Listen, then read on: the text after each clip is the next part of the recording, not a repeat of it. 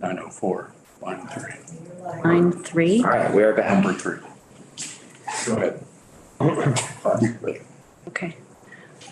So I was at the top of page 7. So these are the things that, if you have a propagator license, that you would be able to do. So you'll see, starting on line 1, you could cultivate not more than 2,500 square feet of cannabis clones, immature cannabis plants, or mature plants.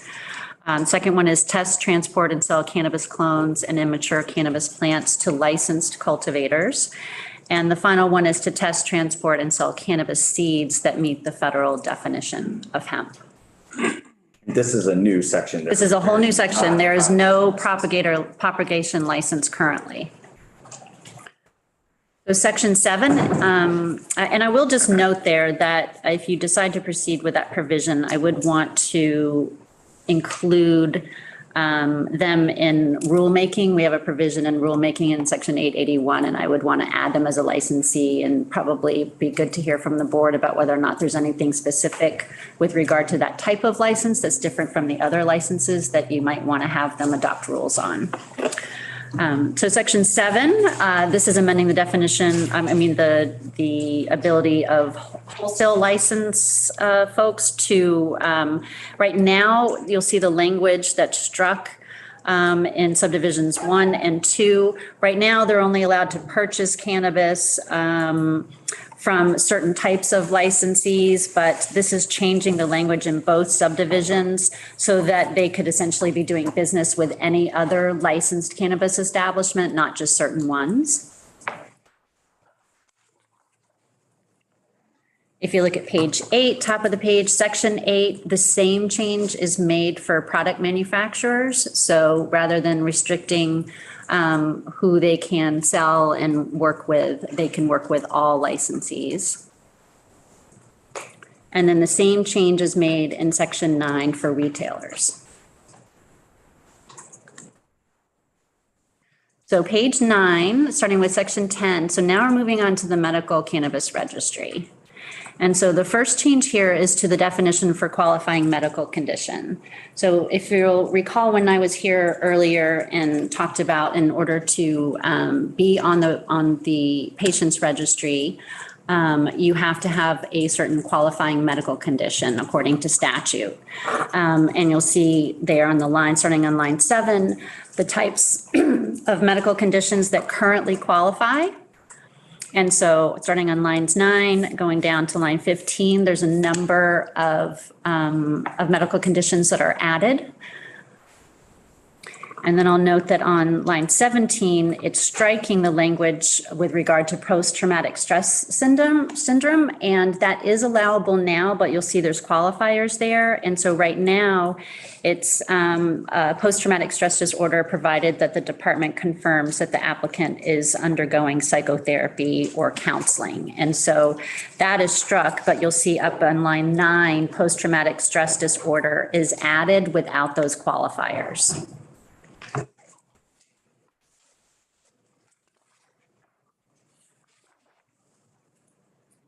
Page 10, and starting on line 5, amending the language with regard to the registry. You'll see starting on line 9 is currently, if you're a patient or a registered caregiver on behalf of a patient, they are permitted to cultivate no more than 2 mature and 7 immature plants. And this is changing it to 6 mature and 12 immature. So increasing the plant count for patients or caregivers. Representative Henga. Thank you. Just going back to the previous section 10, please, on the medical registry. Do I understand this to mean that a patient can self-refer, or do they still have to have a doctor's prescription or permission or no? There's no, we don't have a prescription requirement because of the federal laws. So the way that it works now is that your healthcare provider would sign a medical verification form attesting to the fact that you do have a patient healthcare provider relationship and that you have one of these qualifying medical conditions. So they are not prescribing cannabis for the patient. They are just attesting to the condition that qualifies under law. Thank you. Mm-hmm. Representative Hooper. The justification for the tripling and some other multiple on the plants. That's not a question Yeah, for me. so any policy questions are going to be for the board. Okay. Folks, we're just looking at the words on the page. What does it mean when we're talking about legislative council? Oh, wait. You're good? Okay. Thanks, Michelle. Sure. So I'm moving on to page 11, and these are amendments to the caregiver provisions. So currently caregivers have to have a fingerprint-supported criminal history background check, and that is a comprehensive criminal history record that is done. It's basically, criminal history record includes all contacts with law enforcement from arrest or citation through disposition. And this is changing it so that it would be a name and date of birth Vermont record check. So the person would no longer have to be fingerprinted and they wouldn't have to do a record check through NCIC. It would just be done through VCIC here for state convictions. But they would also have to check the person against the Child Protection Registry. That's the registry that DCF keeps. That is not a public registry, but it's used primarily for purposes of employment, things like that. So if somebody is going to be working with vulnerable populations, you'd be required to check the Child Protection Registry, and the same for the Vulnerable Adult Abuse, Neglect, and Exploitation Registry. So instead of a complete criminal history background check that you get from the federal government, they would be doing a Vermont criminal conviction check using name and date of birth, and as well as checking the two protection registries.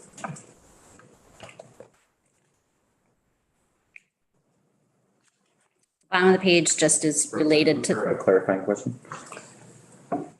Maybe once again, but I'm uncomfortable with thinking someone would come rolling into the state 6 months later, they become a caregiver and we have only access to their history in that last 6 months. Is that a valid concern?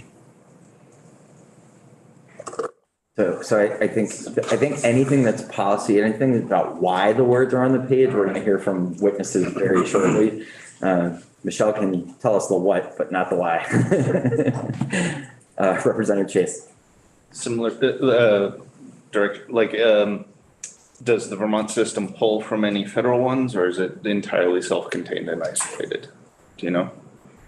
So this is what it's being changed from is a federal, like FBI, NCIC check that has all of them to a Vermont criminal conviction record. So it's what Vermont's, okay. Yes, correct. Thank you. Yep. And so these are people who are, the caregiver's role is, so remember you have an adult system where anyone who's 21 years of age or older can walk into a retailer and purchase cannabis. If you want to be on the medical registry and obtain cannabis that way, then you have to go through and have the qualifying medical condition and be on the registry. If you need help in obtaining your medicine, perhaps you can't drive, or you would like to grow your own cannabis and don't have the ability to do that, you can have a caregiver who registers with the CCB to be able to do that on your behalf. So I guess I just want to point out that the caregiver, as long as they're 21 years or older, could walk into a store and buy cannabis themselves. Wouldn't. So yeah. It's not necessary. I mean, it's allowing them the right to be able to obtain the cannabis for medical purposes for that patient, but they already are permitted under state law to either have an ounce or less of cannabis of their own, to cultivate their own plants, and to buy cannabis from a retailer. I think it'll be helpful for us to learn a little bit more about what a caregiver is from folks from the board. So we'll put a pin in that for now. Thank you. Sure. Very helpful. So moving on to page 12. This is directing the board to, sorry, I thought that was off. To direct the board to adopt rules for determining when an applicant should be denied a caregiver card because of the applicant's status on either of the registries. Subsection D, you'll see that right now a caregiver can only serve one patient, and this is being increased to 2 patients. And then you'll see the line on line 11 on subdivision D2 is that if you have a patient who's a minor, they can have 2 caregivers. That way, if they're, it could be both of their parents, or especially if they have parents who are no longer together and they are going back and forth between 2 households, it would allow them to. But you see the new language on line 12 says that additional caregivers could be allowed at the discretion of the board. So someone could say, here's our family situation, and for these reasons, we would like to have 3 caregivers instead of 2. And when we reference the board here, in this section, we're talking about the Cannabis Control Board. Yep, everything's the Cannabis Control Board. Yep. So you see on line 13, section 955, this is for the fees for registration on the medical registry. And currently there is a 1-year annual renewal. And this is changing it so that all patients on the registry, except for those who are on the registry for chronic pain. So chronic pain is one of the qualifying conditions. If you have chronic pain, you're still going to need to be able to you're still going to have to do the annual registration. But if you have one of the other conditions, you're only going to have to do it every 5 years. So moving on to page 13, moving on to section 956 on rulemaking, you'll see the language that's struck on lines 5 through 7 says that no rule that the board adopts with regard to the medical program is to be more restrictive than the DPS rules at the time. This was a provision that was adopted in 2020 with the original legislation. And the medical program, once the adult use kind of came online, was the restrictions were not as tough as they were under the older medical program under the Department of Public Safety. And so that's what that was, is they didn't want it to be stricter than that, because again, if you could have a patient, they could walk into any retail store and obtain cannabis. So it didn't really make a lot of sense to have more restrictive rules for obtaining that through the medical registry under those circumstances. So that's being removed. Section 11, and this is on the fees. So currently for dispensaries, so dispensaries are licensed specifically to serve medical patients. Right now it's a $20,000 registration fee for the first year, and that's being lowered to $10,000. And you'll see on line 14, there's an annual renewal fee of $25,000, and it's being reduced to $10,000.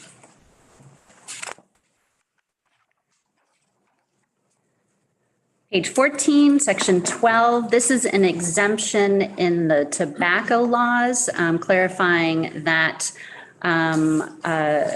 that it does not apply to the retail sale of tobacco paraphernalia by a cannabis establishment licensed in accordance with either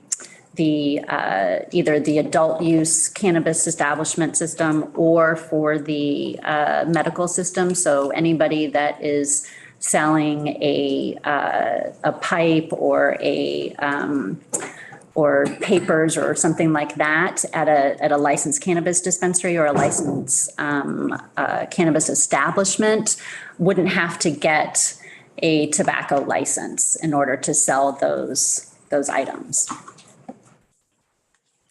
On page 14 on section 13, this is creation of some new positions within the CCB. So you'll see for the new permanent classified positions for FY24, 2 new chemists and 1 new cannabis quality assurance program director. Then you see in subsection B is the appropriation of $850,000 from the general fund to the Cannabis Regulation Fund for the purpose of acquiring laboratory equipment and analytical instruments for the Cannabis Quality Control Program that's been established for testing cannabis and cannabis products. And then section 14 is related back to when we saw in section 2, the repeal of the Cannabis Control Board. Something that Approps added in there as well was before the repeal takes effect in January 1st of next year, they wanted to receive a report from the Auditor of Accounts looking at the structure of the CCB and how it's organized and how it's working, and report to the General Assembly about whether or not that's still kind of the best way to have the agency structured. And you'll see that report is due in November of this year, and the amendment here bumps it out a year. I think the committee will be familiar with that ask from the auditor's testimony a few weeks back. All right, I think I thought somebody had already heard about that. Okay, great. Does anybody have any questions about anything that I've gone over? Questions about the words on the page before we hear from the board? We're just doing our initial introduction to some of these concepts in the language today. So I imagine we'll have Michelle back when we dig into this bill a little bit more next week. But Sure, and I'm gonna I'm gonna zoom in from my office. So I'll listen here if there's additional questions I need to follow up on. thank you for your work on this. I appreciate Okay. you being here. Thanks. Chair Pepper and Brent, you guys want to testify together as usual?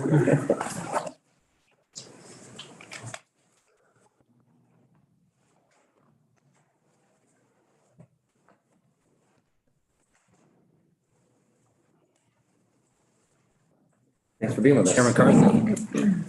For the record, James Pepper, Chair of the Vermont Cannabis Control Board. I wanted to just make a few introductory remarks before we jump into the rationale of some of these legislative requests. So thank you, as always, for your willingness to take up this bill. Cannabis, as you know, I think you'll probably remember from my introduction, is a rapidly evolving industry that's very complicated by the fact that it's illegal at the federal level and legal at the state level. Just by way of example, since I was here last, there's been a few kind of earth-rocking moments in the cannabis industry. In just the past few weeks, the FDA has said that the regulatory pathway that hemp producers have been using to bring CBD products to market is no longer appropriate.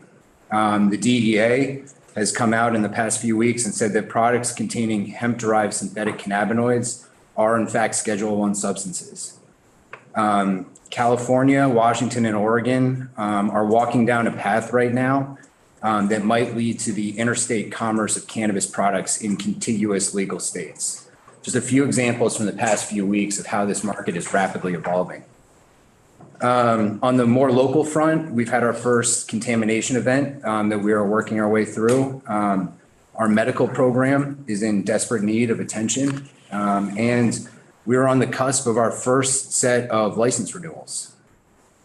There are a lot of lessons that we've learned in this past year and new information that's becoming available to us every day. I sort of like to think of this industry as a Polaroid picture that was first snapped in 2014 when Colorado opened their adult use market. And as each subsequent state comes online and with every passing year, the picture comes into sharper focus, and things that we didn't see coming are suddenly of very import, and they demand immediate attention. The bill before you are strictly issues that the CCB is requesting to help fine tune this market. For the most part, these are not big policy changes to what this committee has already created.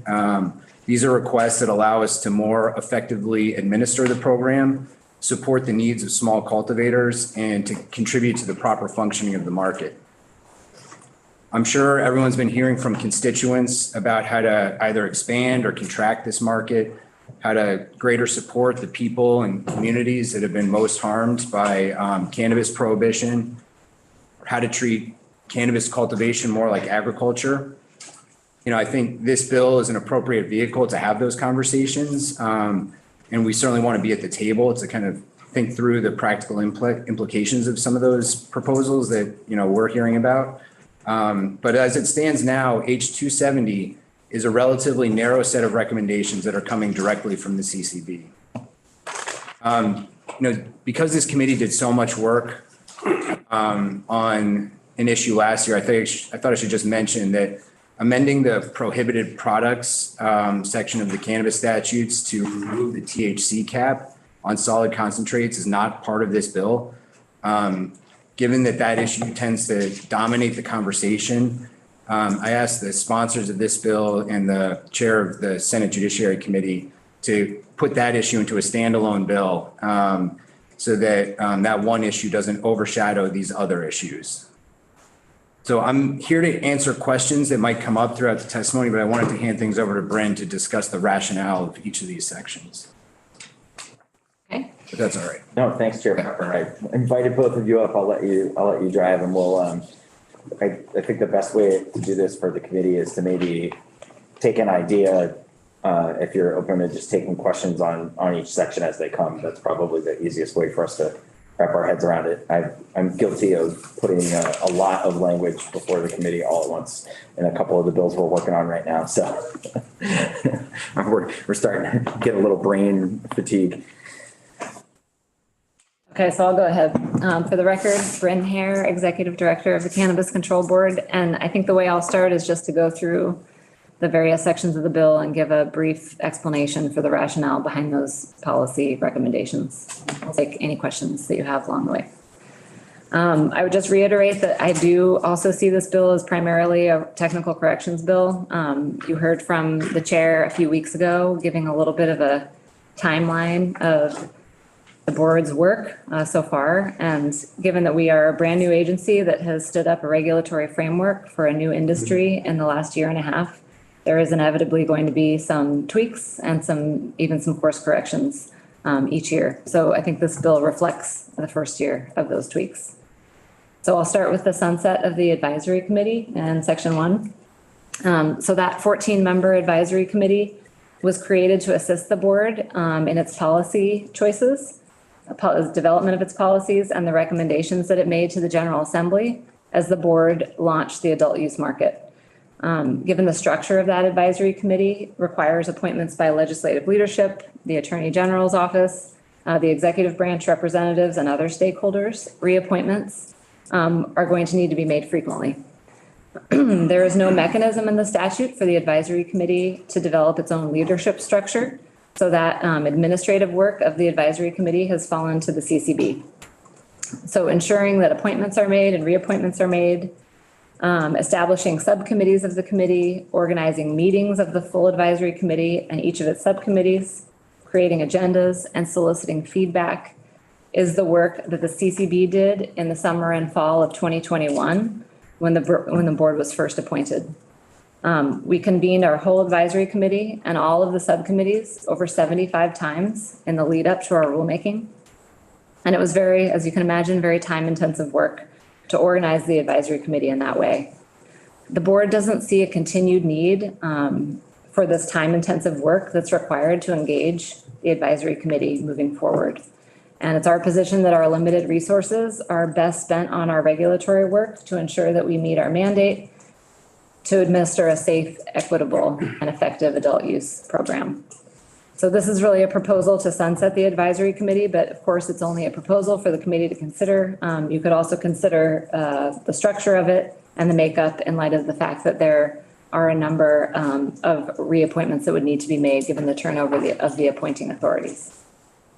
And one note is that we are also statutorily required to consult with the Office of Racial Equity and the Vermont Department of Health and the Agency of Commerce and Community Development whenever there's crossover in jurisdiction with those agencies. So we do have ongoing relationships with other state agencies that we are leveraging in our work. So I'll pause there for questions on that section. Am I hearing you correctly? The bulk of the advisory committee's work was in setting up advising the board about how to set up the market. Has the advisory committee been meeting regularly since the market went live? I mean, No, what's the status of the committee right now? So because there is not a mechanism in the statute for them to establish their own leadership, the board has really facilitated all of the convenings of the advisory committee. And we have done that every time that we have developed a report to the General Assembly, for example. We have always called on the advisory committee to review it and offer their feedback. So they have met, but only at the call of the board. And yes, I would characterize the bulk of their work was in the lead up to the launching of the market as we developed our regulatory framework. Any questions about sunset of the advisory committee? I'll move on to section 3, which is the advertising portion of the bill. As Michelle noted, the provision that is being proposed for changing is the definition of advertisement in 7 VSA 861. So the advertising statutes in Chapter 33 are, as this committee probably knows well, among the most restrictive in the country. And the definition of advertisement includes this phrase, any written or verbal statement or illustration that is calculated to induce the sale of cannabis. There's another statute in that chapter that requires that all proposed advertisements on behalf of a licensee have to be submitted to the board for our review prior to the dissemination of that advertisement. And we have to make sure that it meets all of the requirements of both statute and rule, including public safety standards and audience threshold requirements. So what that language does, that calculated to induce the sale of cannabis, is it puts the board in the position of having to determine what the licensee's subjective calculation was in developing its advertising content. So the request here is to change the wording so that it would make our determinations about an advertisement really more defensible in court in the event of a lawsuit. So we're not making judgments about what a licensee's subjective intent is in their advertising content.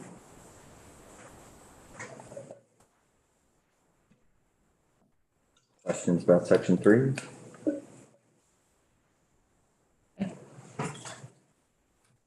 I'll move on then. Representative. Actually, just real quick on that. Has there been, I mean, I know it's a very, very young market, but has this sort of subjective lens been called into question legally at any point now? Or are you just trying to take a look at that? We are trying to be preemptive. Okay, thank you. So I'll move on to section 4, which is the packaging limits. So as this committee knows, currently we have a 50 milligram THC cap per package of cannabis product. So this applies to things like edibles. It doesn't apply to solid concentrates, tinctures, topicals.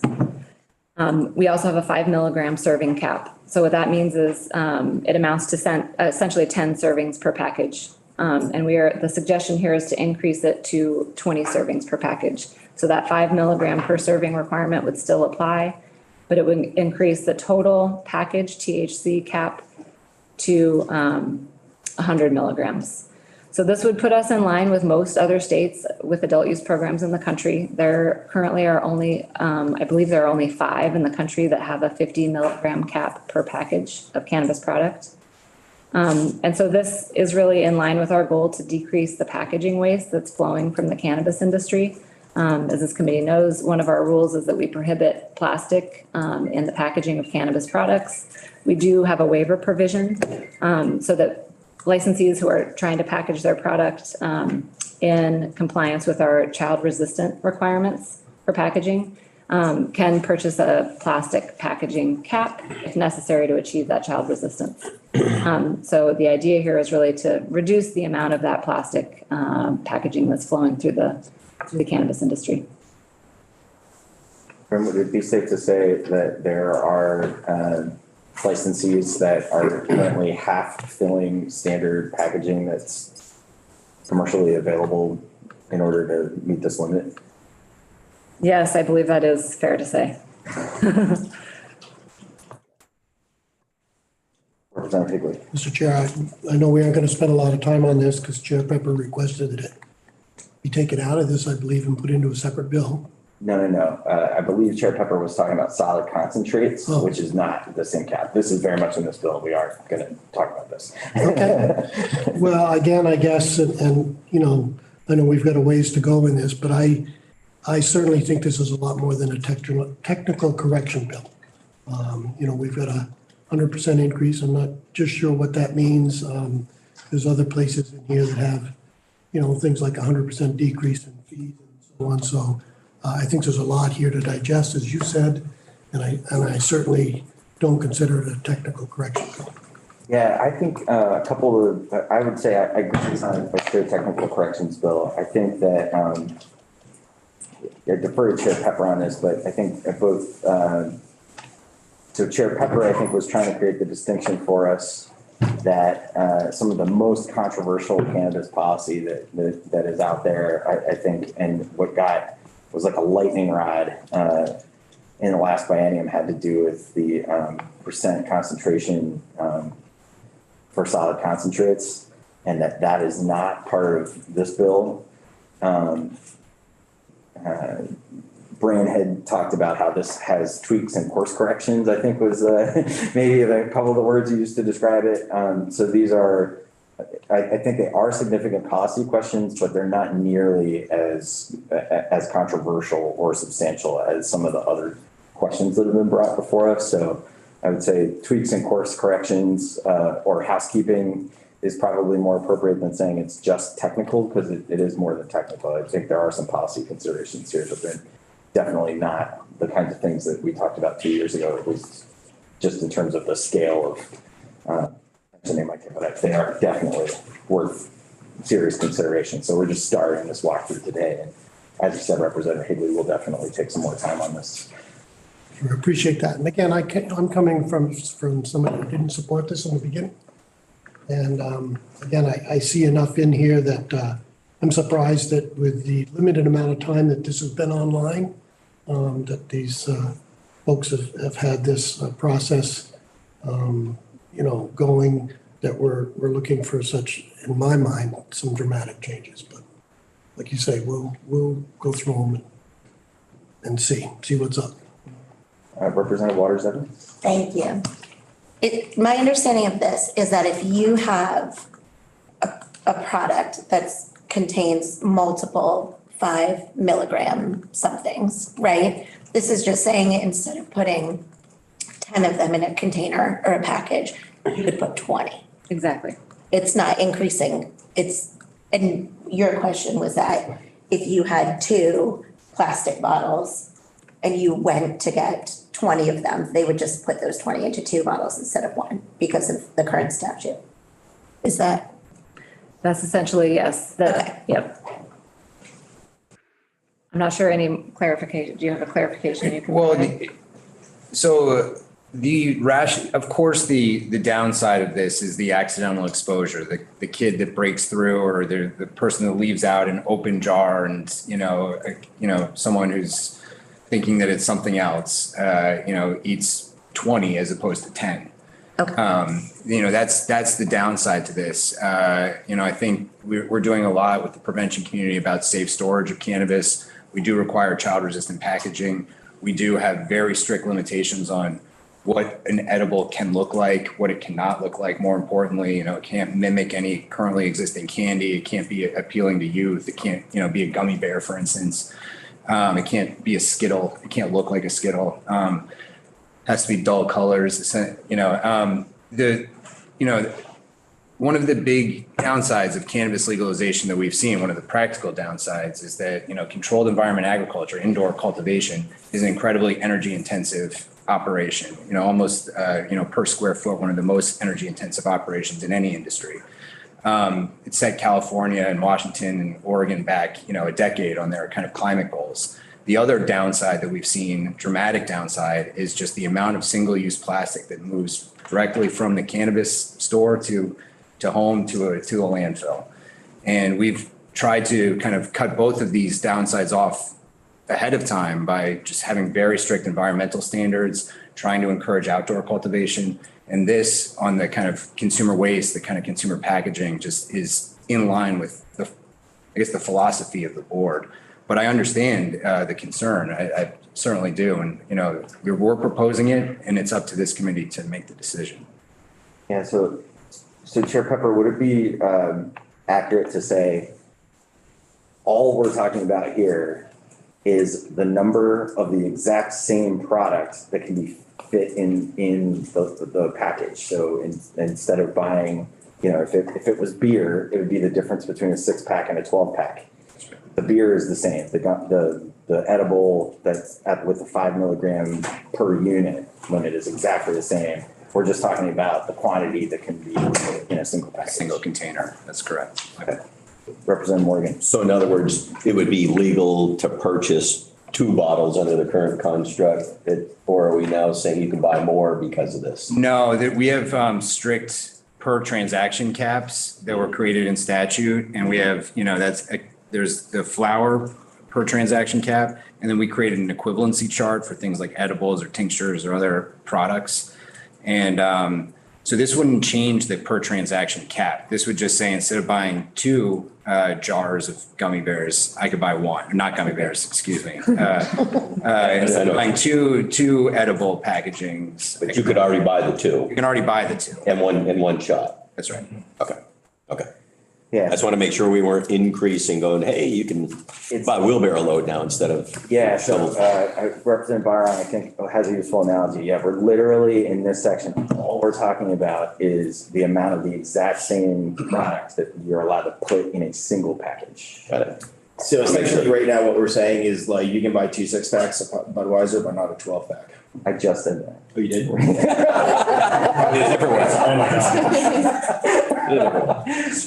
Like I said before, we've had a lot on our plate. yeah. A long day. Yeah. Representative Chase. You mentioned plastics. Is there a difference between petroleum-based plastics and bioplastics like hemp-based?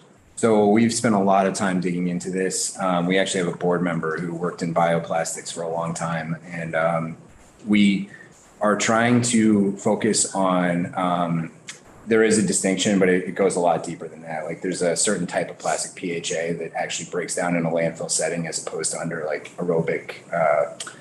anaerobic conditions. So it would break down in our landfill as opposed to kind of in a specialty biodegradable facility that we don't have in Vermont. So we allow PHA, but we don't allow PLA, for instance. So there's certain bioplastics that we do not allow, or we consider the same as plastic, like polymer-based plastic. Okay. All right, and we will hear on this particular section. I think it would be useful to see a couple of these packages and understand kind of what they look like. I know that we will hear from some folks who have some concerns, so we'll definitely take some testimony on section 4. Okay. Ready? Thank you. So I'll move on to sections 5, 7, 8, and 9. And these are the sections that make some amendments to the various license types to deal with the intra-supply chain issues that have come to light since we've launched the market. So when the original legislation passed, it limited some intra-supply chain flow of product. And this was certainly intentional in some circumstances. For example, cultivators were not allowed to sell directly to a consumer. However, some of these intra-supply chain barriers that are imposed by the legislation have practical implications that may not have been intended. So for example, a cultivator who transfers their harvested raw material to a product manufacturer to turn it into a cannabis product can't then take possession back of that product so that they can put their own label on and sell it to a retailer so a retailer can sell it. So the changes that are made to these sections 905 to 907, amend it so that licensees, and we're talking specifically about manufacturers, wholesalers, retailers, and cultivators, can sell or transfer product to any other licensee. So that's going to allow product to flow through the supply chain without potentially requiring businesses to get multiple licenses just so that they can access like a commercially reasonable supply of product. So there isn't necessarily a policy reason behind the current statutory limitations for this intra-supply chain flow. So happy to answer questions about that.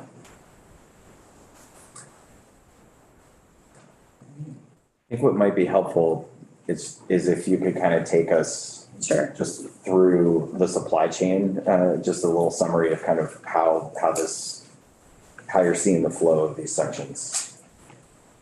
Sure. So the example I gave earlier is that cultivators are allowed currently to cultivate product, and they can possess cannabis flower, but they can't possess cannabis product. So that when they are doing their harvest, they are sometimes sending their raw material to a product manufacturer to create either a distillate or a concentrate or some other cannabis product.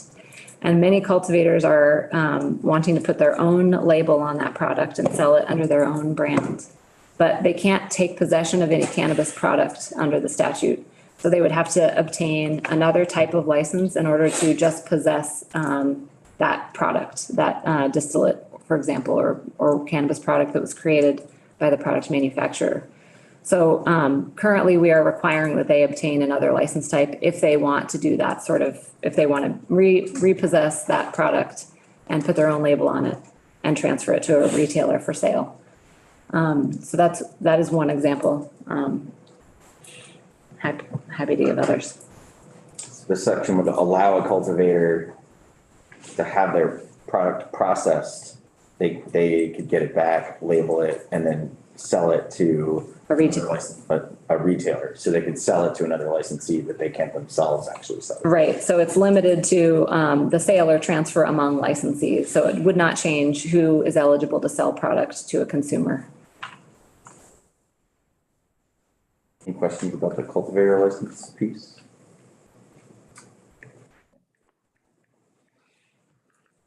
Okay. I'll move on to section 6, back up a little bit. This is the propagation license proposal.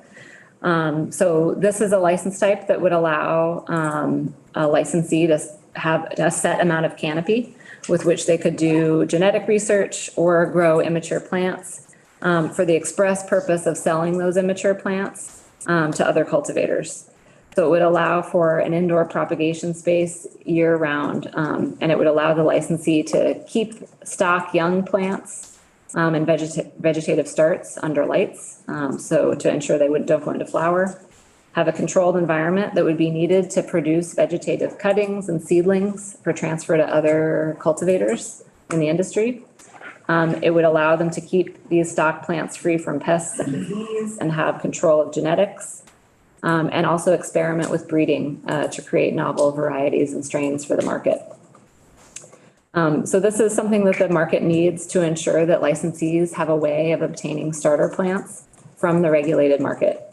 The board is really rapidly learning that there are ways for the pesticide treatment of plants to carry on through generations of that plant's offspring or cuttings from that plant.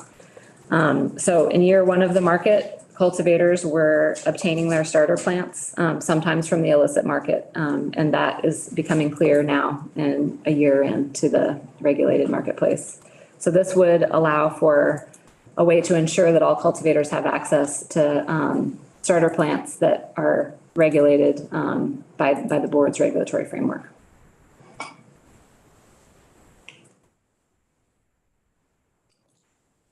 So I think, do folks on the committee have questions about this? I think it can be a little difficult if you're not familiar with the different players up and down the supply chain, and most of the committee is new to the cannabis policy. So Representative Morgan. So I believe you answered it, Bryn, but it essentially just creating a legal greenhouse that's regulated and watched, has oversight, in essence, is what we're saying, right? Is what I'm hearing. Like a nursery license. Yes. Yeah. That has oversight from the state level. That's right. And anyone who's purchased, any of the cultivators that are purchasing on this business that specializes in this are going to know that these clones, these seedlings are clean and not been treated with pesticides. Okay, thank you. And the propagation license doesn't entitle you to sell any mature, it is just young plants and cutting seedlings, et cetera. Correct. I think I know the answers, but none of these would be budding plants, correct? That's right, yes. You would need a cultivation license if you want to do that. Questions about the new propagation license category? Okay, makes sense. Thank you. Okay, so I'll turn now to the medical program proposals in sections 10 and 11. So these are proposals that were put forward in a Senate bill last year, but that bill did not go anywhere. So it's a proposal to expand the qualifying conditions for the medical program to include a number of additional conditions, including Alzheimer's disease, ALS, autism spectrum disorder, sickle cell disease, damage to the nervous tissue of the spinal cord with objective neurological indication of intractable spasticity, epilepsy or uncontrolled intractable seizure disorder, cerebral palsy, and cystic fibrosis. I'd just say a word about this, because you're probably wondering why this list and not something else. So I'm part of the Cannabis Regulators Association, a subgroup of medical regulators that meets as part of that group. And, this question about qualifying conditions comes up in every single state. Should they be set by the legislature? Should they be set by medical professionals? Should they be set by a board of medical professionals? Minnesota has a pretty robust medical program, and they chair this medical subcommittee. They have a petition process. So any number of patients can get together and say cystic fibrosis should be a qualifying condition. If they get to a certain number of signatures, it triggers a review by a medical board, essentially. And they review all of the literature and they make a recommendation based upon whether or not this should be added, based on all the science that exists both in the United States, which is limited, but also abroad, international. And so they create a white paper for each one of these petition-based conditions, and they submit it to the board, and then the board gets to vote on whether or not they agree with the white paper. But essentially, what I've done is just cross-reference our list, and by the way, they have all of our conditions on their list already. But these are the ones that there are a white paper for that we don't have, and I can submit those white papers to Andrea if you'd like to see them. But they essentially kind of break down what are the constituent components of cystic fibrosis and what does the medical research say about kind of treating some of those conditions or those symptoms. And so that's why this list exists. I know, we're not putting ourselves out there as medical experts in this, but all of these have been through a process, a pretty rigorous process. Representative Hickman. Thank you, Mr. Chair. Question I've got, and I believe you said that a doctor would actually have to come forward with a diagnosis made for one of these conditions, correct? That's right. So is there any safeguards in regards to one doctor treating an individual, let's say with an autism disorder, with lithium or other mood modifying drugs, and then that patient going to another doctor with just the diagnosis of autism and having maybe cannabis prescribed as well? And I guess my point there is, how much of a study has been done about interaction with cannabis compared to lithium or other modified? Not a lot. What's unique about, well, I shouldn't say it's unique. It's pretty common actually. But doctors in the state do not recommend cannabis. In fact, I think that's actually a rule across the country, but all they do for the medical program is verify that you have one of these conditions on this list. And they attest to the fact that you have this condition. And if so, then you're entitled to a medical card. So whether there's an interaction with another drug, you would hope that patients would be having those conversations with, being honest with your medical provider, healthcare provider. But, if you have, if you currently have Parkinson's disease, all you have to do is get a letter from your doctor verifying that you have Parkinson's disease. They're not saying that this is a good thing for you to do, or it's, you're free, you don't have to worry about interactions with your medications. They just are verifying that you have the disease, and then you're entitled to a medical card. Right, well, I wish you were more correct in considering that patients understand and go by their doctor's orders or whatever, but I know for a fact that doesn't happen. No, I understand that. You know, it's just, we have an adult use system currently. So, you know, there's no preventing people from either mixing alcohol or cannabis or whatever else with their medications. Thanks.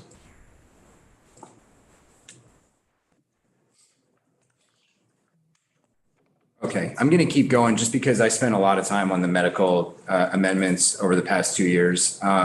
So essentially the removal of having active treatment for post-traumatic stress disorder. I think PTSD was one of the last conditions that was added to this list of qualifying conditions.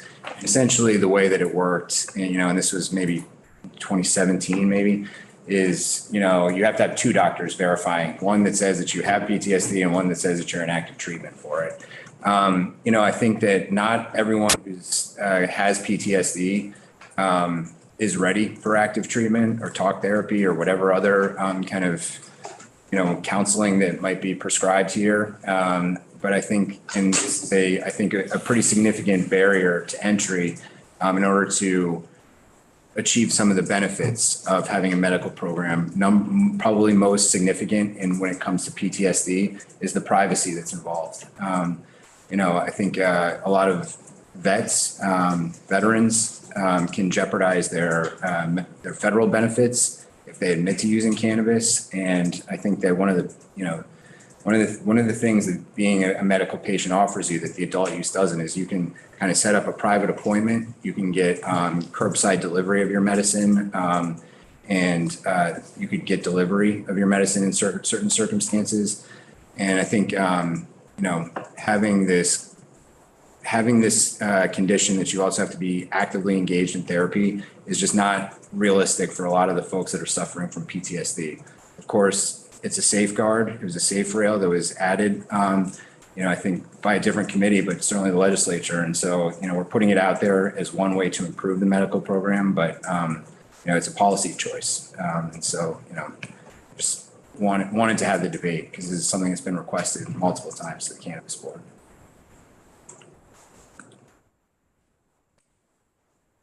The 6 and 12, changing the current, you know, kind of home grow allowances if you're a medical patient. I should say the current home grow allowances if you're a 21-year-old adult or above in Vermont are 2 mature, 4 immature. If you're a medical patient, you get 2 mature, 7 immature plants. You know, we've heard from our very second meeting when we talked about the medical program back in 2021 that the 2 mature, a lot can go wrong. You know, you can have an early frost in Vermont. If you're growing outdoors, your entire crop can just be eliminated. This is your year's supply of medicine. You know, there's all sorts of pests and you know, detritus, bud rot, et cetera, that can occur. And we've just been really asked to increase those multiple times. We think that, you know, we looked at some of our neighboring states and 6 and 12 seemed like kind of a reasonable spot to go, just given where our other, where our kind of neighboring states are. And I'm happy to kind of provide those numbers for you if you'd like. You know, Massachusetts has 12 mature, 12 immature. Maine has 6 mature, 12 immature. Rhode Island allows 24 mature. New Hampshire allows 3 mature, 6 immature. Connecticut 3 mature, 3 immature. So it's kind of just right in the middle of all of those essentially. Representative Cooper? Chair Pepper, do you think that there has to be a limit, or could we just simply remove? A number of states do not have a limit. I think the kind of fear there is that a lot of this will end up on either the illicit market, a lot of the excess will end up on the illicit market and or should be subject to some sort of testing regimen. You know, if you're going to be growing an unlimited number of plants, you know, currently the medical program, and I know we're getting to this, but does not have to independently test their products. And so if we were going to go anywhere beyond 6 and 12, I would probably want the authority to draft some rules around independent testing. just to make sure that the products that our most vulnerable consumers are getting, meet this high level of standard that we expect on the adult use market.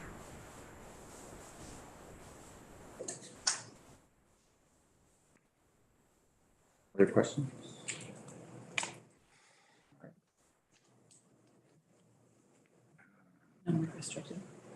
Okay, so getting down to the no more restrictive language, essentially, Michelle described that, one of the things that you did to the cannabis board is when you said, when you're drafting the new rules for the medical program, they can't be any more restrictive than the current set of rules. The current set of rules, I think, were originally drafted around 2012. They were updated in 2015.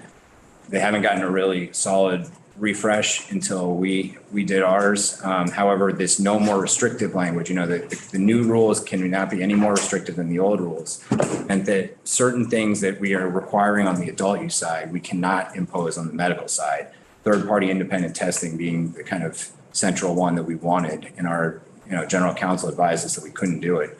Another one that we wanted was better employee training. Once again, it was going to be more restrictive for the current medical dispensaries. So we were advised that we couldn't impose that. So eliminating this section would allow us a little bit more freedom to unify the kind of public health and safety restrictions that we have on the adult use program on the medical program.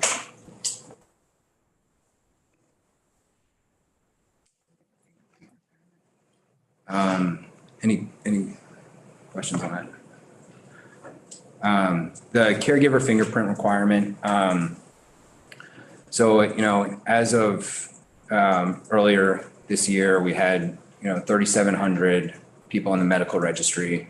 About 400 of those are caregivers. I would say the vast majority, I don't have an exact number here, are nuclear family members. Their spouses, their children, their aunts and uncles. They're very close relationships. There's a very personal relationship with the caregiver.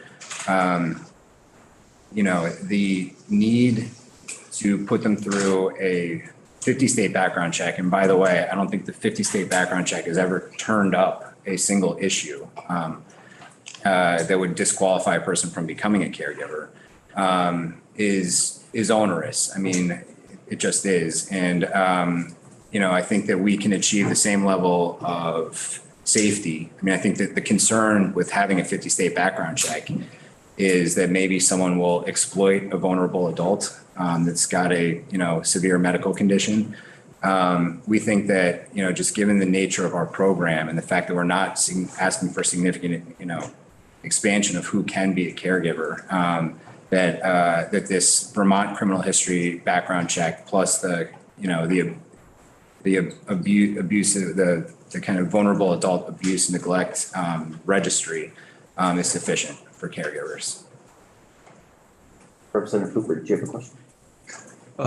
Chair Pepper, thank you. You hit upon language that I was going to throw back at you, vulnerable adult. And I did not think I originally heard child abuse registry, but not the general registry. Are they the same thing? It's on just lines 11 and 12 of page 11. It's the need to check both of those registries. Well, my issue was that somebody that comes into the state is basically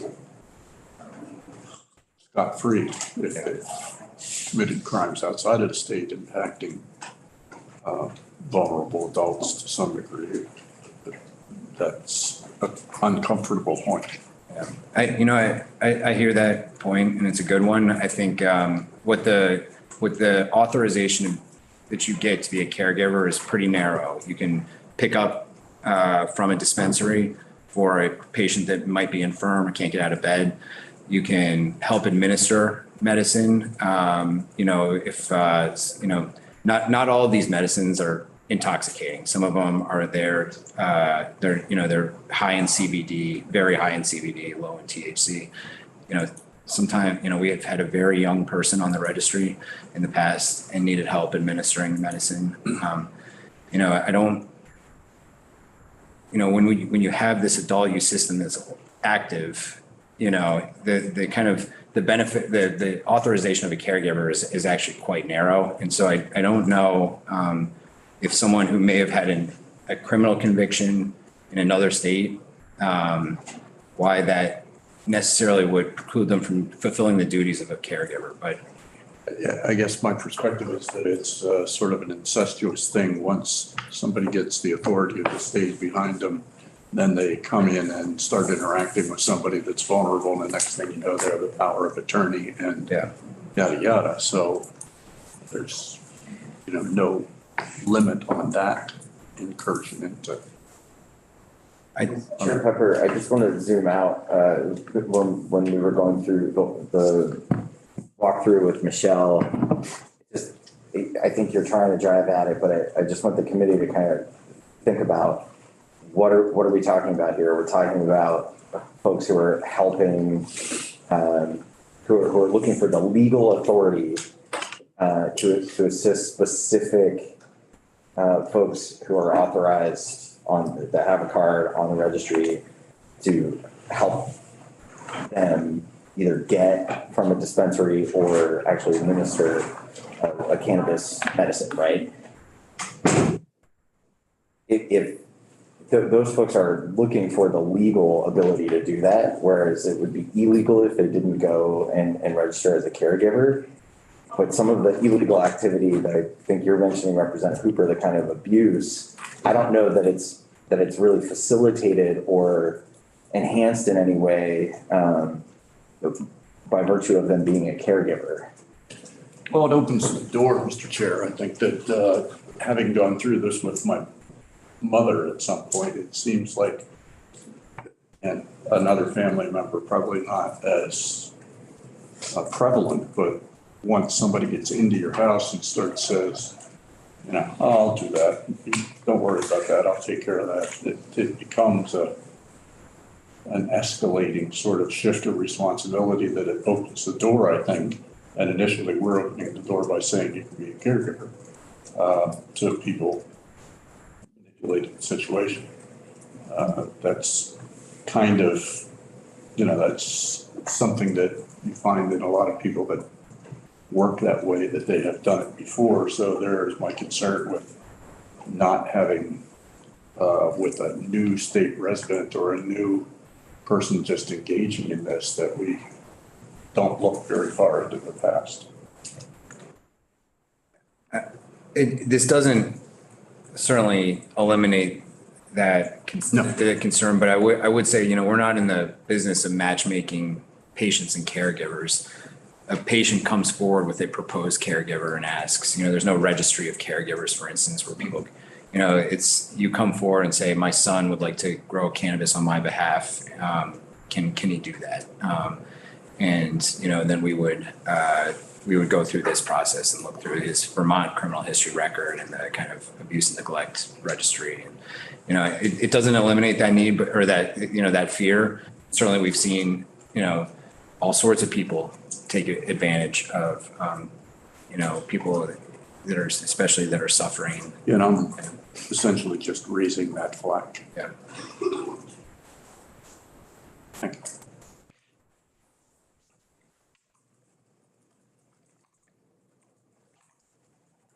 So I'm looking now on page 12 about increasing the number of patients that a caregiver can serve at a time. Currently, there's a 1-to-1 ratio. There's been a strong desire for allowing a caregiver to serve 2 patients. This would essentially be if a son wanted to grow for both of their parents or daughter or sibling or et cetera. Again, policy decision for this committee. It's just, there's are sometimes needs where one caregiver could go to the dispensary on behalf of 2 people and just kind of have efficiencies. But again, it maybe exacerbates this problem that you're worried about potentially. And then just the language about if a person who's under 18, a few years ago, because of a very specific case, the legislature authorized a person who's under 18 to have 2 caregivers. I think it was a family that had divorced and both parents wanted to be caregivers for their young child. And they themselves, and I'm sure that the person would be willing to come in and talk about it, ran into a situation where they needed a third person desperately. And that third person found themselves in the position of breaking the law in order to help that child. So this would be a request to allow the board at its discretion to authorize a third caregiver in unique circumstances. With respect to the fees, Just a third or more? it could be third or more. Yeah. Thank you. So I think if you, with respect to the kind of need to renew every year, I think Representative Byron and I got into an issue over Christmas about a patient that was unable to get their card, and, our state offices were shut down because of a power surge or, a power outage, and their application was just sitting on our desk and we needed to get it out and we couldn't even use the card reader to get in. Essentially, the doctor verification form is only verifying that you have this condition. Almost everything on that list, except for chronic pain and potentially PTSD, are lifelong conditions. You're not going to get, if you have Parkinson's, you're not all of a sudden going to get cured of Parkinson's.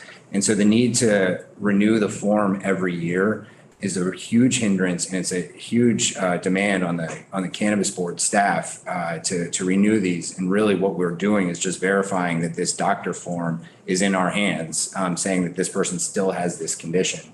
And, when it comes to terminal cancer, or when it comes to, MS or Parkinson's, it just doesn't seem like there's a strong need for the cannabis board to verify every single year that a patient continues to have this condition.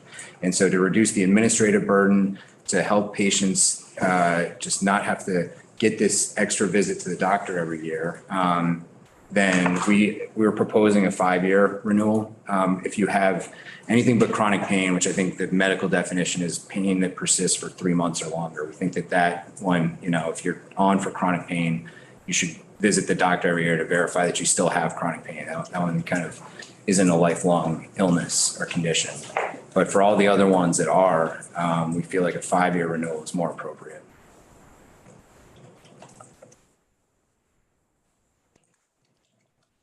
Reducing the dispensary fee.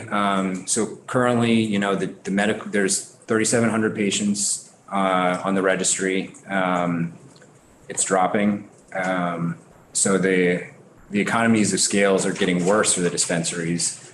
And the current fee is $20,000 annually to operate a dispensary.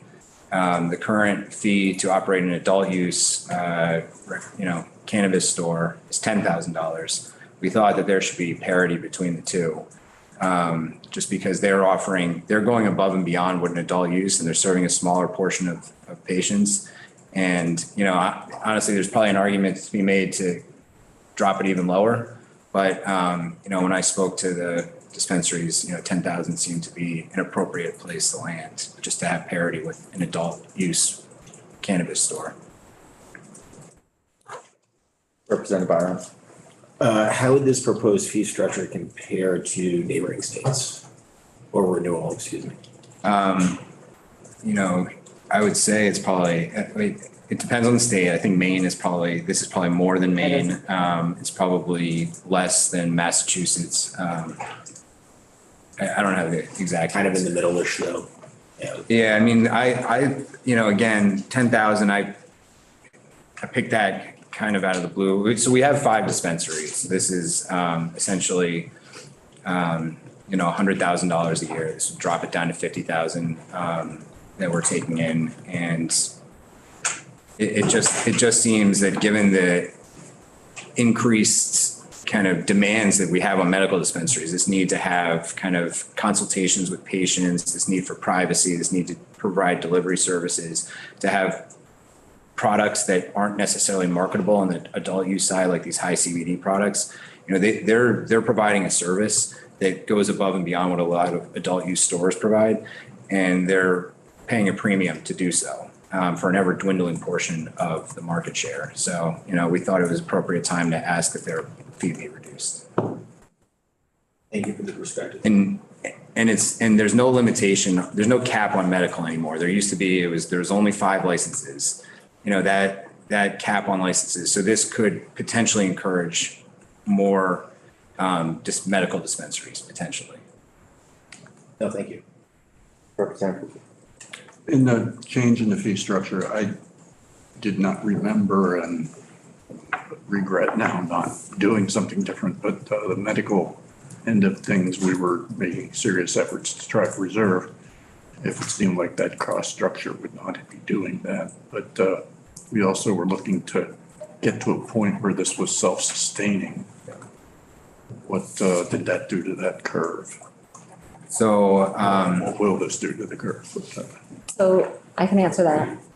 So our initial fee proposal, we actually submitted 3 separate fee proposals to the legislature for our regulatory structure.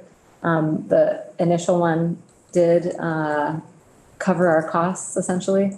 And the proposal that the legislature eventually went with does not cover our costs, but it provided an accessible way for people to get into the industry. So it was our proposal that we not institute a fee structure that would be self-sustaining for the cannabis board, or it would essentially kind of prohibit people from entering the marketplace. The cost would have been too high. So we are now, the way that our fee structure is set up is kind of a lower fee structures to encourage participants in the market. And we are funded by a portion of the excise tax revenue to meet that gap between what our fee structure provides and what it doesn't cover. historically, and it's changed because of the drop off in patients since home grow and adult use, but historically there's been a surplus in the medical cannabis fund. So the fees actually were covering more than the cost of the administration of the program. I don't know that that's true anymore, just given the number of patients that have left the program. But again, we are, we are partially supported by the excise tax, and so that would cover if there was a gap. Do you know if the drop off is people going over to the other side or people just no longer being engaged in the medical program for other reasons? As you can probably ascertain from it's a very onerous if you're a patient to stay on. This yearly renewal, this kind of extra paperwork that you have to do, the kind of, and the benefit, the benefits of the program are A, the privacy, B, you can shop tax-free. You have access to products that aren't available on the adult recreational side. The benefits are diminishing when you have an adult use program. And I think, we saw about 1,500 patients drop off after home grow was allowed. And I think we're seeing a similar drop off now. We don't know where the bottom is going to be. We need, essentially my point here is that we need to do something about the medical program if we want to survive. And I think this is an intermediary step, that these set of proposals. One more, Mr. Chair. The profit was supposed to go primarily toward education. Is that deemed sufficient at this point? The portion of the excise tax that's being earmarked for prevention and education. That is a great question for the Department of Health. I mean, they're the ones that get to spend that money. And I don't know if anyone has kind of found the magic counter marketing campaign or educational materials that actually see effective results. However, there was actually, I just noticed the National Youth Behavioral Risk Survey just came out, the newest one.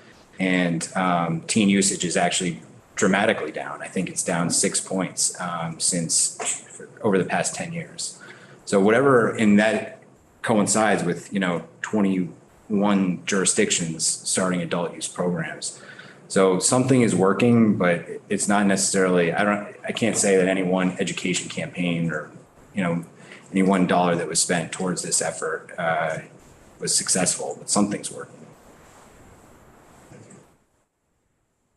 I think it might be useful as we get into the bill and have you back like next week to just do a quick update on sort of how's the market doing think you did one of those proposals for us as things are getting set up. We saw a little bit of that in your initial presentation when we did the intro last month, but it might be good to spend a few minutes with the committee, just kind of saying, how did the policy choices that we made around setting up the market impacts the revenue that we're seeing? And is it more, is it less? Are there weird things that we need to course correct on? And I know that some of this is driving at that, but I think it might be good to relate the words on the page to some of those figures. I know it's all evolving in real time though, as we have this nascent market for you. Yeah, absolutely. I'd love to. It takes a little while to get through, but maybe I can just hit some of the higher points next time. Yeah, that'd be great.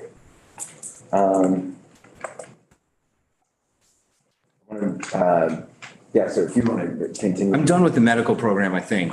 Yes, there's a couple more. There's, I think, just two more. If you want to finish, there's the cannabis paraphernalia at retail licenses provision. And then, the quality control program. So I can speak to those two if you would like to carry on. Yeah, so let's hit those. And then, I had, blocked some time. I know the Vermont Medical Society had, some time to testify before we head out to the floor, so. Okay, great. So I can go quickly through these. So section 12 is that provision that would, essentially what the system looks like right now is that if a cannabis retail establishment wants to sell cannabis paraphernalia, like a pipe, for example, they also need to get a separate license from the Department of Liquor and Lottery and be separately inspected. Their premises need to be separately inspected by a DLL inspector. So the idea here is to cut down on that duplicative jurisdiction because the Cannabis Control Board is inspecting every licensed cannabis establishment, including retail establishments. We have a compliance agent out inspecting it before they are licensed, and also we are doing spot inspections as well. So it would essentially just eliminate that duplicative jurisdiction between the CCB and the DLL. And then the last, section 13 is the quality assurance program. That is the kind of big ask in this miscellaneous bill, is the authorization and funding to create our own state reference lab so that the Cannabis Control Board can both do spot testing of cultivation licenses, samples of flower at cultivation licenses, pull products off shelves, verify that they are meeting the claims on the label with respect to all of the various requirements, pesticide thresholds, heavy metals, mycotoxins, make sure that all of that is accurate. I will note that this language is in the Senate passed version of budget adjustment. It is also here in this bill. Okay. We'll have to, the squaring of those circles are above my pay grade here, so we'll figure that out. The committee decides to move forward with supporting this. Yeah, Representative Waters. Thanks. So it says the establishment of the following new permanent classified positions. So these positions don't currently exist. That's right. The proposal is for 3 additional full-time positions for the board, and that would be lab staff to run the lab equipment. Okay. I was confused because it said new permanent positions, but then it said 2 new chemists, which made me think, are there already chemists? So it might be duplicative language there. There is an agricultural lab that exists for this very purpose. And the person that set that up is now our director of compliance. They're not authorized because of certain kind of federal restrictions to touch cannabis. And so, and they also don't have the capacity to do it. So, even if they were, it would be kind of adding to them, or they have very fortunately, an empty space right next door to them in Randolph, an empty room where we could put some equipment and put this staff to do the cannabis testing. And one more question. So if you're hiring, there is no cannabis quality assurance program director at the moment, right? Who's fulfilling that function right now, if anyone? So the board, I would say the entire staff of the board are fulfilling the role of quality assurance right now. We have a team of compliance agents that's doing site inspections, and we are doing sampling right now of product. And we have a contract with 2 of our licensed labs to conduct testing on those samples that we collect. But And this is something that I testified to before the Senate and also the House Appropriations Committee in putting this language into budget adjustment. But the turnaround time for those tests pursuant to the contracts that we have with the labs is quite a bit slower than it would be if we had our own internal reference lab. So even though they're prioritizing samples that have been submitted by the board, it's taking a number of days to get results back from those samples. Thank you.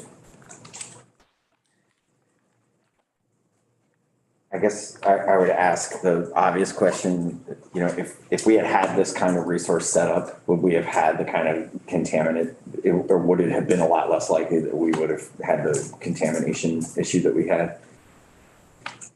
So it's my opinion that it is, if we had two of the things that appear in this bill when we started, it would have been a lot less likely that this event would have occurred right off the bat. And that is the propagation license and the quality assurance lab.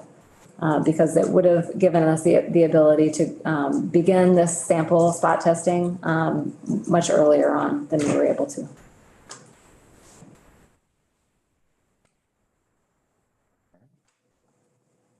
Anything else you'd like to?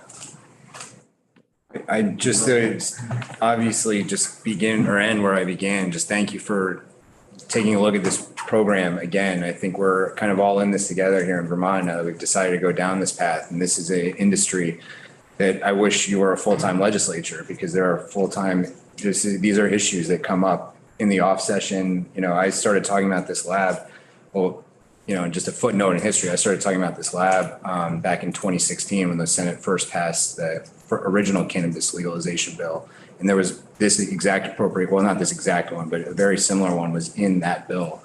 You know, it didn't cross the finish line in the House, and somewhere along the way that piece of it dropped out.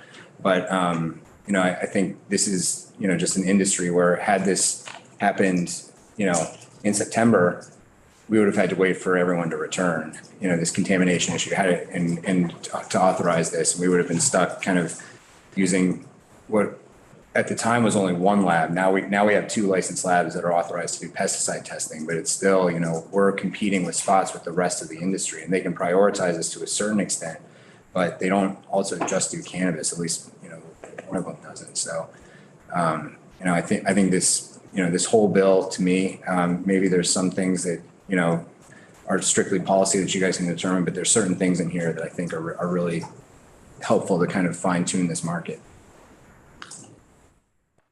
Representative. Yeah, Mr. Chair, if I could, I just want to ask, I see that there's nothing in this bill regarding warning labels and packaging requirements, but you may remember not quite a year ago, LCAR had you before, we had you before LCAR to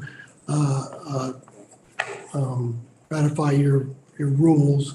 And there were some things that came up, I believe, in Colorado in regards to labeling that Dr. Antley and others had asked to take a look at. And I'm just wondering if you've had an opportunity to do that.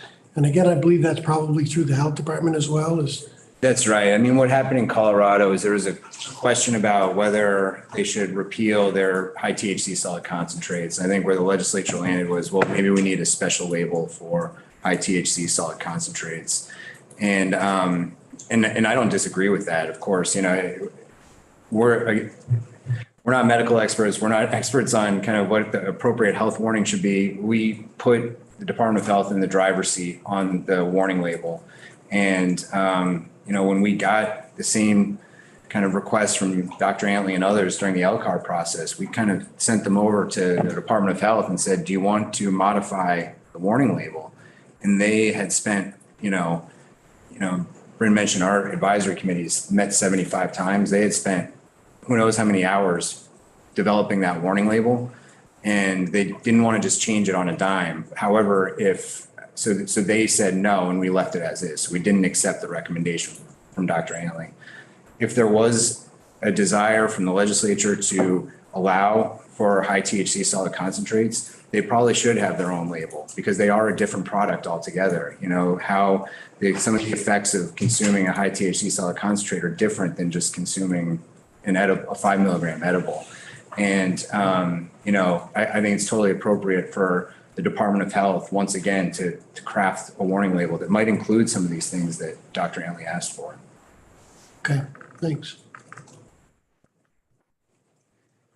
Thank you, Chair Pepper, and thank you, Brian, for being with us this afternoon. And we'll be back and hear more testimony on this, and I'm sure we'll have some more questions for you when we take it back up next week. So thank you.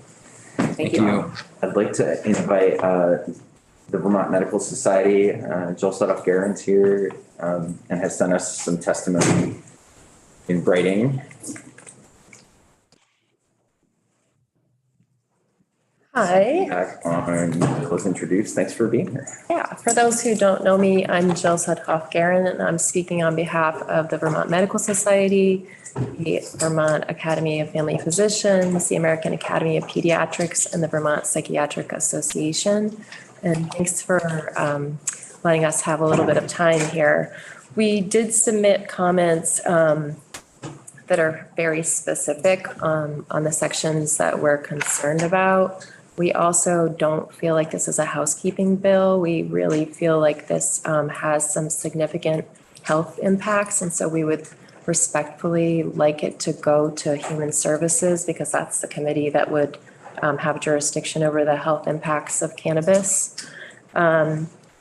So we'll start there. I'm going to say we don't take testimony on where bills go in this committee, but if you have feedback on the policy before us, I'd be very happy to entertain that. Yeah, just letting you know. And so I did put the health concerns in order of priority. And so for us, the expansion of the medical qualifying conditions is the most important part. Conditions should be added to the Vermont Medical Cannabis Registry if they're evidence-based, if there's science behind it, showing that they are safe and effective treatment uses.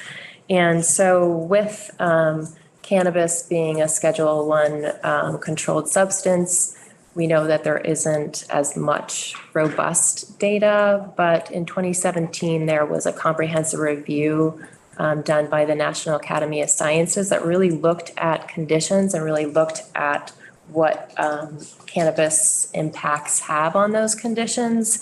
And so largely the ones that they found strong evidence for are the ones that we have on our registry right now. There are quite a few that there was no evidence for that are being proposed in this bill to be expanded to. So of particular concern are anything to do with the psychological conditions.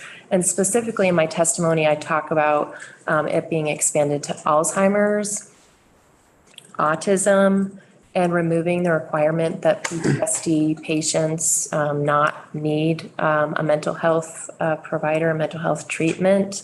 PTSD is a very serious mental health issue and should have treatment. And I believe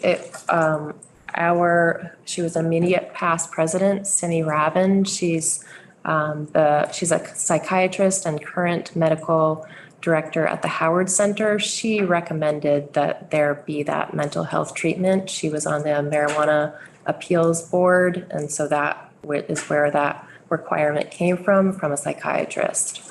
I know we don't have a ton of time, but I will just say that the Alzheimer's Association has said that there's not enough evidence to support medical cannabis. And then in terms of autism, the American Academy of Child and Adolescent Psychiatry adopted a policy in 2019 opposed. And they said exposing children and adolescents with developmental disorders such as autism spectrum disorder to marijuana or cannabinoids could further increase the prevalence or severity of psychiatric disorders. So that is a very serious health impact, and I think that the evidence doesn't support it. And in terms of PTSD, we would just say that we do believe that there should be a mental health provider overseeing cannabis use. Many states that have the medical programs have PTSD as a qualifying condition, but there has been evidence on either side of the benefits of that. And so we would just say, given where the research is now, we really need a registry that's evidence-based for the patients, for the clinicians that are overseeing these patients. And so we understand that people can get cannabis from other methods now. They can go to retail shops, they can grow their own.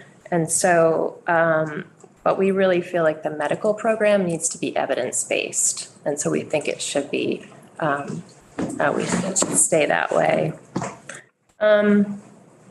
Another concern we have is extending the medical cannabis cards for 5 years. In my testimony, I said, well, you know, what condition do you not see a clinician for 5 years when you're going through treatment, when you're talking about very serious conditions like epilepsy or like PTSD? We feel like 5 years is far too long and it should be an annual registration.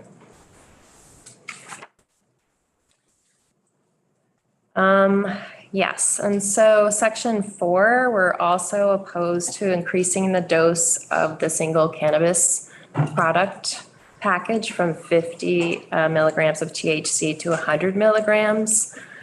There's been a ton, like a skyrocketing explosion in youth incidence of cannabis ingestion under the age of 6. So from 2017 to 2021, the American Academy of Pediatrics reported a 1,375% increase, and that's under the age of 6. So we understand that, you know, there could be multiple packages, but we think if a kid gets one package open and they have access to all of those, that risk should outweigh the packaging concerns. Actually, the CCB's own point of sale flyer says in terms of edibles, people should start with small amounts, usually 1 to 2.5 milligrams. And so you're talking about actually expanding the dosage to 100 times what's recommended for the edibles.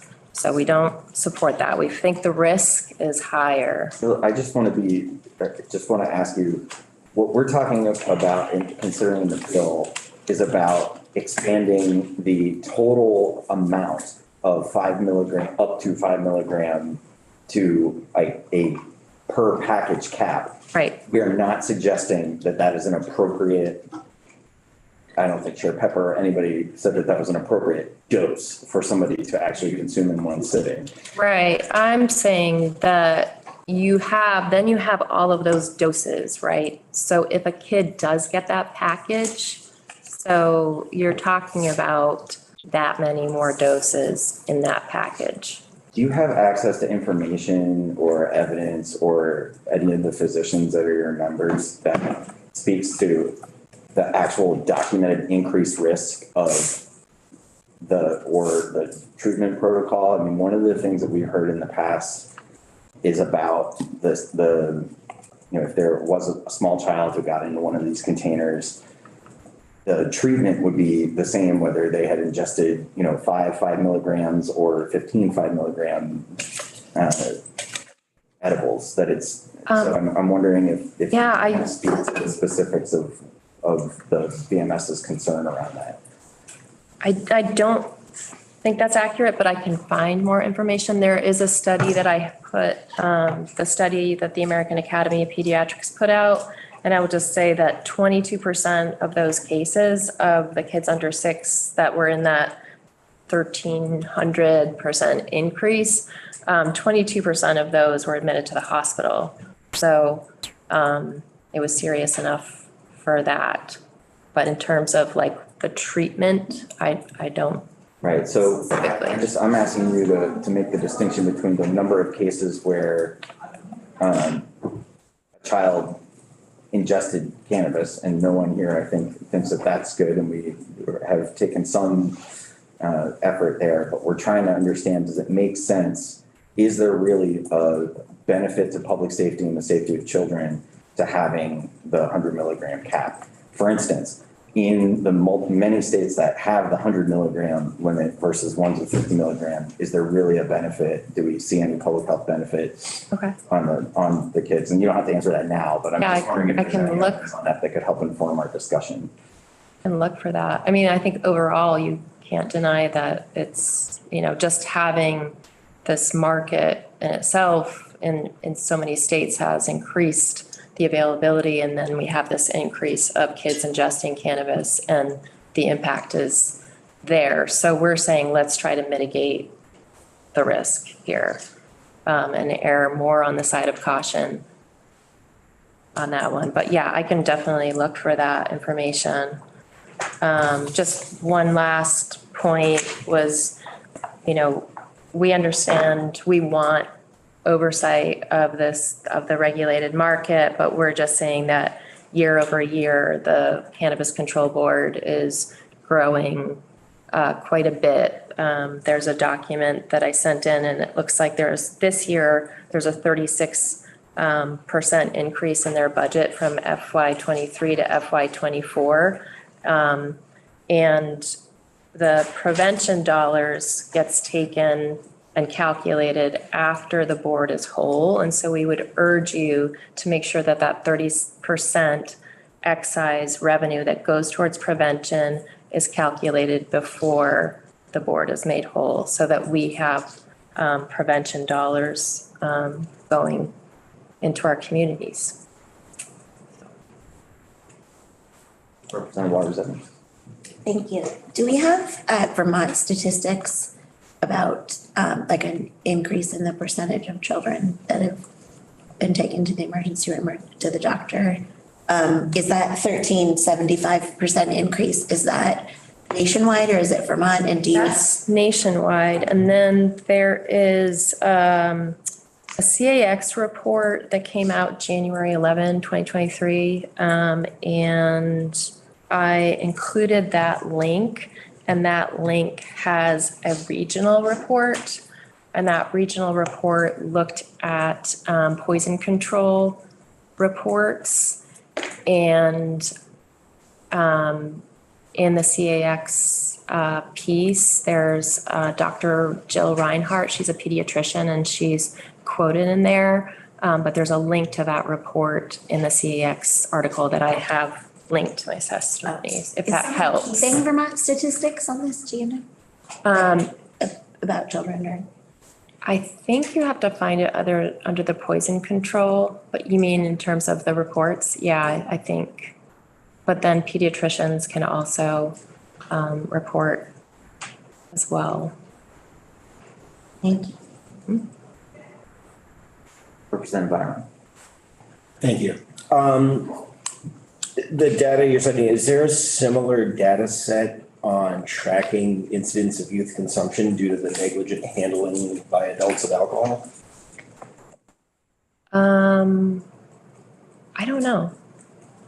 I would imagine so. I'm just curious if we are safeguarding these or tracking data the same way.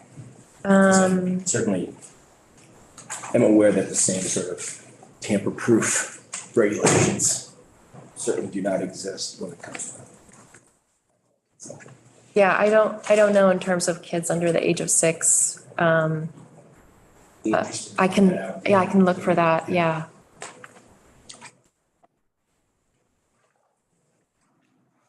Jill, while we have a few minutes before the floor, is there anything else you want to leave us with? I know we've got your written testimony. VMS has some pretty specific concerns. Yeah. We'll probably invite you back to at least be in the room or come and testify again as we do some work on some of these pieces. I just wanted to ask you if you have any feedback on my initial reaction to the request that we have evidence-based the inclusion of different conditions on the registry. I'm sure many of us have talked to constituents that would like us to add things to the registry.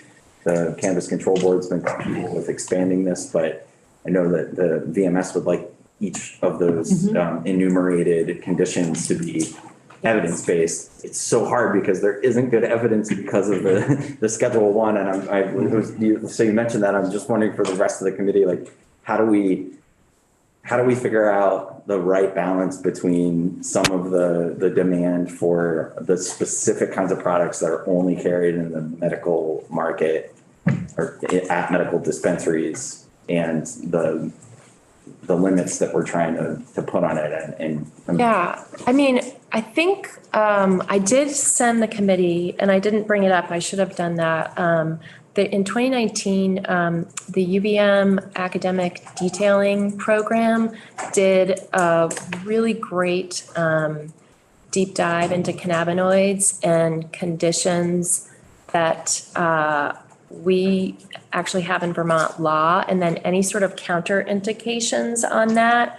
And then I think they did a couple more conditions as well. So I sent that to Andrea, and so that might be something that you want to look at, because it really looks at the all sides of it and what the negative impacts are and what the positive impacts are. And if you don't know what that is, it's at UVM. So that's where they're teaching healthcare professionals, because the healthcare professionals are getting these questions too, right? They're getting all kinds of, they want to know what the latest evidence is. And it's really about being safe and looked to. So if you have the medical cannabis registry, you want to be able to make sure that that patient is getting the best care. That's your job as the clinician. So that's why we're saying that these really need to be evidence-based conditions, because no one's prescribing it either. They're just saying you have this condition, and then that gives them, they're treating themselves in a way. And so I think take a look at that, if that would be helpful at all. And then whatever other questions you have, I can try and help with that. Well, thank you for being here for this first pass through the bill and sharing some of your thoughts with us. We'll head up to the floor. I wanted to tell the committee we've done a lot of hard work today. We will not be coming back, as I had suggested, after the floor today. One of our big items that was going to be tomorrow morning, some of the folks involved with H125, after some discussions, want a little bit of time to work on a couple of additional suggestions. So we're going to kick that to next week. We'll pick up work on the elections bill in the morning. So thank you everyone for the hard work today, and we'll head up